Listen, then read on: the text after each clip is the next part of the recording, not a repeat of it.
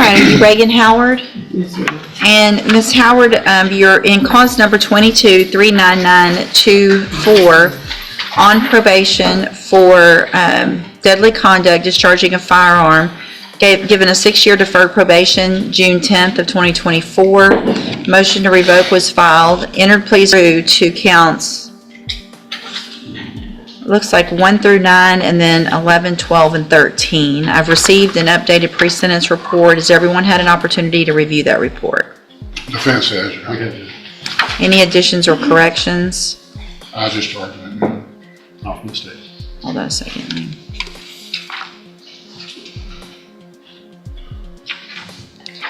So all of those were, there's no new offenses. What was count 10?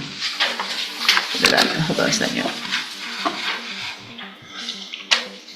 Failed to provide verification of any suspect completed under management. Okay.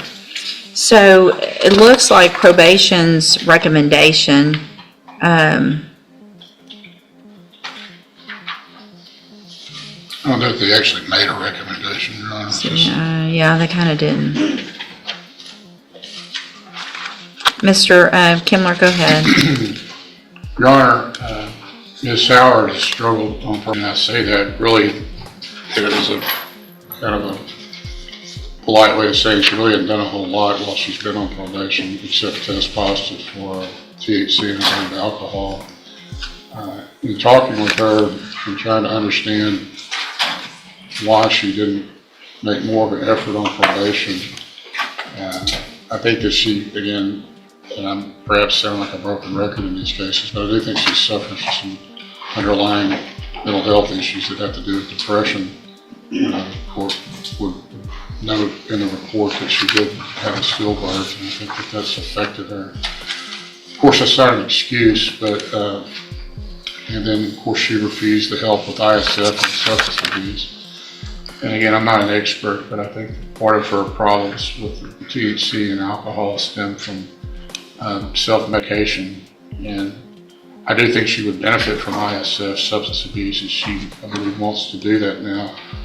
But really, she needs treatment for depression and get her serotonin levels back. I mean, again, I'm not an expert, to get her serotonin levels balanced out, and perhaps she would perform better. I think she's had an opportunity since she's been in jail, we've had around 120 days to reflect and introspect and gain some insight into her position here.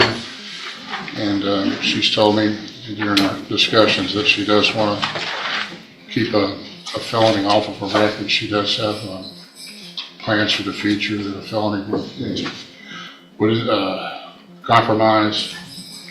And she really wants to do the probation and is willing to do the ISF. Now I know I've looked at these incident reports from the jail, and it seems that this is kind of a recurrence with people that are detained pending resolutions of these NPPs for these reports to be generated. And I'm not questioning or harassing the reports. I'll just note that it appears to me from looking at the reports that they all derive from her interactions with one corrections officer. Not all, but most. Most of them. But then again, I'll leave it to Ms. Howard to kind of explain that to you, maybe what's going on there at the jail with these reports. She has a support system available. Just went in the back or all here is well. So she has that going for her too. I think that she can do the probation, Your Honor. It's a question of whether she's sufficiently motivated. And again, well, why didn't you go to ISF? Why did you? I'll let her. You were given an opportunity. Yeah, so you were given an opportunity to go to ISF, and you said, "No, I don't want to do that." Right? I was kind of scared and didn't know like what the courts was gonna tell me. And well, I mean, ISF would be better than prison. Yes, ma'am. I know that, but I was just scared. I wanted to just buy me some time and actually do my probation. Because I know I admit to all my wrongdoings. I wasn't ready to go to prison or ISF. But you know it's gonna be one or the other. Yes, ma'am. You're not gonna not do all this and me go, okay, well, let's go right back out on probation. Yes. You know it doesn't work like that. Yes, ma'am. Just tell me what's going on with you and Miss Bobo. I'm not gonna say she picks, but it's a lot of picking going on with that officer. Do you think if you, from day one, were just following the rules, Yes, ma'am. that you probably wouldn't have that issue? Yes, ma'am. You know what I mean? Yes, ma'am. So, from what I can tell, from the time you got in there, you didn't follow the rules right. Yes, ma'am. She got frustrated, and then it's all right. Well, I don't want her to interrupt you. It's okay. She got frustrated probably pretty quick because her job is just to try to make you guys follow the rules. When you're not, then they're gonna pick because you're still not following the rules. Yes, ma'am. You know what I mean? So if you did that from the beginning, she wouldn't have been watching you more closely. She wouldn't have been worried maybe so much. But if you continue to break the rules, it's her job to enforce those rules. That's not picking, right? Yes, ma'am. That's enforcing the rules. She's just there to do her job. And I know there's a lot of females in there that don't have a stack of write-ups like this. Yes, ma'am. They don't call officers bitches. Yes, ma'am. You know? We're looking at 2 weeks ago. Bitch, you've been waiting all day to just write me up. That's after all these pages of the other incident reports. She probably is waiting to write you up because she knows you're not going to follow the rules. Yes, ma'am. Okay? Mr. Smith? Judge, it's seems like deja vu all over again. She has an issue with apparently cocaine, THC, and alcohol. She was offered a chance to take care of that, and she basically said, no, I'm not going. I don't want to go. I don't need help. Do you think you when need she help? With my depression, I don't think I have a drug problem. You don't? So you're on felony probation and you're using drugs, knowing it could send you to prison, Yes, and you don't think that's a problem? it's a problem. Okay. Yes. She was using THC up until the day before she was arrested. I think she's saying that now just so that she doesn't wind up going to prison. I don't think it's going to be effective enough. Thank you, Mr. Smith. So I don't disagree with Mr. Smith. Ms. Howard, you're on probation for something very serious, but you don't have a lot of criminal history. I mean, you're one of the ones that should be able to complete this. Yes, ma'am. And You I know. can. I don't doubt that. I mean, you've got people here. Not everybody has people sitting here in the courtroom when they come to court. Yes, ma'am. Some people really are on their own. But you're not using that help through probation, through your family. And if you don't, you are going to end up in prison. Yes, ma'am. So here's what I'm going to do, and I don't want you to misunderstand anything I'm about to say, because this is your chance. And there's going to be a very important caveat to all of this, and that's going to include not getting in trouble. Talking about that in a minute.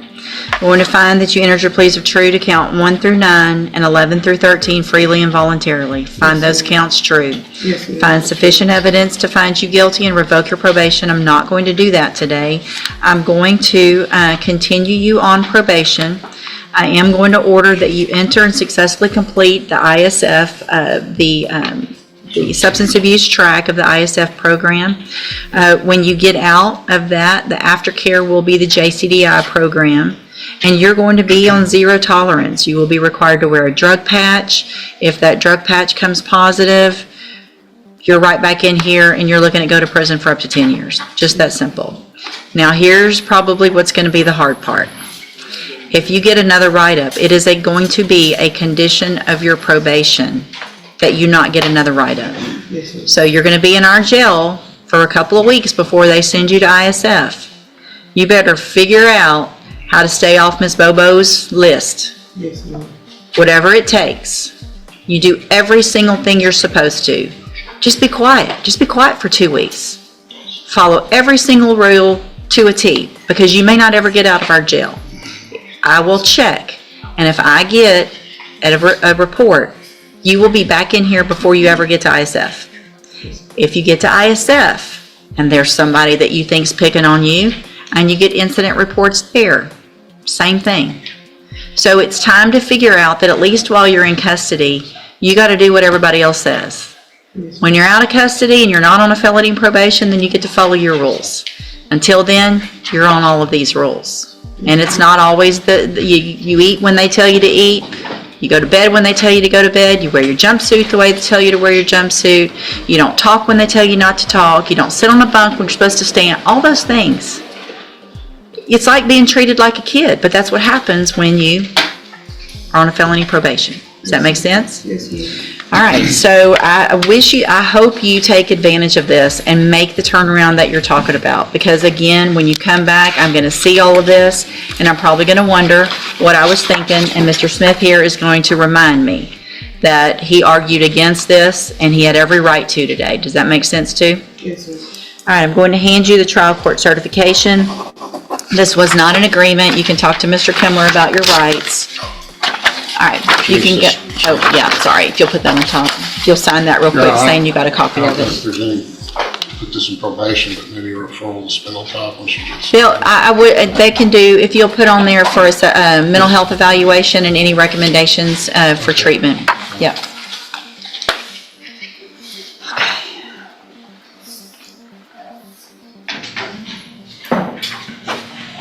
Thank you all for being here. Thank you. Good luck.